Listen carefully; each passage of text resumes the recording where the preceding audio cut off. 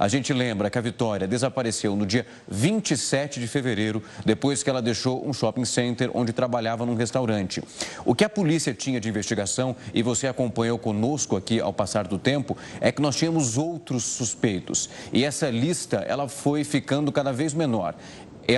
Essas pessoas, na época citadas, o namorado e também o ex-companheiro. Os dois foram ouvidos, levados para a delegacia diversas vezes, dezenas de pessoas prestaram depoimento. E ali, esse movimento, conforme os dias foram passando, a gente verificava exatamente o que poderia ter realizado naquele instante.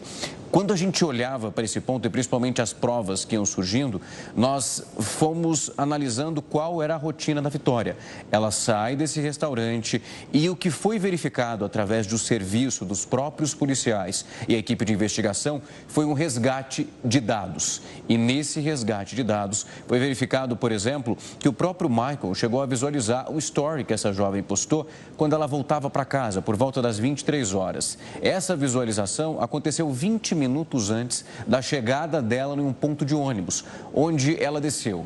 Aquela imagem de uma câmera de segurança que mostra ela se movimentando próximo ao ponto, essa era uma das primeiras paradas. Durante esse trajeto, inclusive, te mostramos em outros momentos, ela inclusive mandando mensagem para uma amiga dizendo que parecia que estava sendo seguida dentro de um ônibus. Depois ela desce e naquele outro instante, nós temos ela mais uma vez confirmando que um carro teria passado por ela e teria mexido no primeiro momento. E o que a gente vê agora é um outro desdobramento. E quero afirmar isso aqui de maneira muito categórica. Essa confissão dele em relação à culpabilidade sobre a morte da Vitória aconteceu de maneira informal.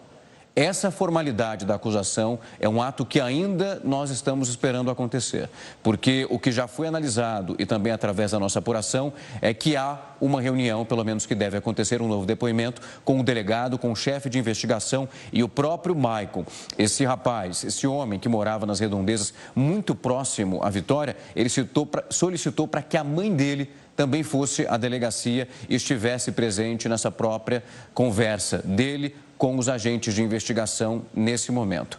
O que vai ser analisado, e também é uma expectativa enorme, são os laudos. O carro do Michael passou também por uma perícia, onde eles encontraram uma substância que é um sangue e também um fio de cabelo. Nós não temos ainda essa resposta. Um outro fator que deixa a situação ainda mais delicada é também o envolvimento e as contradições durante os depoimentos. A gente resgata um pouco com você justamente as ferramentas que foram localizadas no ponto onde o corpo da Vitória foi encontrado.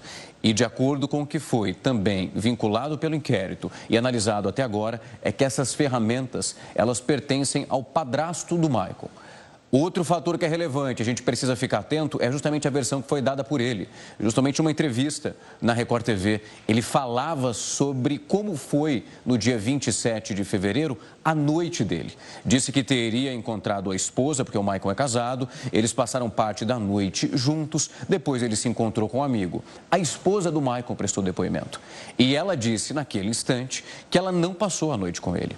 Então, depois desse levantamento realizado, obviamente, com a polícia, diversas equipes de investigação, é preciso entender qual é o próximo passo que nós temos até aqui. Hoje é uma data muito importante, porque até esse momento nós tínhamos uma recusa da parte dele, dizendo que não tinha qualquer tipo de participação nesse crime. Os advogados também sustentam essa versão que nada aconteceu, que ele era acusado de maneira injusta. Ele disse também numa outra entrevista que quando o nome dele foi vinculado e imagens do próprio carro, ele foi à delegacia abrir um boletim de ocorrência, porque acreditava que naquele momento era ele que sofria risco. E foi muito categórico em todas as falas que nós temos até aqui, negando qualquer tipo de participação.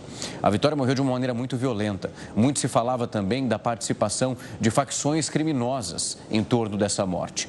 E também sobre a possibilidade de mais de uma pessoa ser responsável pela morte dessa jovem.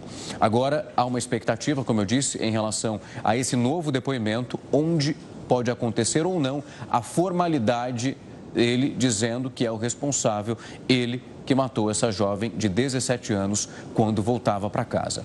É um movimento que a gente está acompanhando nos detalhes, então eu peço também a sua calma e atenção, porque conforme as informações elas vão sendo divulgadas, a gente traz detalhe por detalhe do que está acontecendo. Se alguma outra informação vir da delegacia, da equipe de investigação, a gente volta a tocar nesse assunto.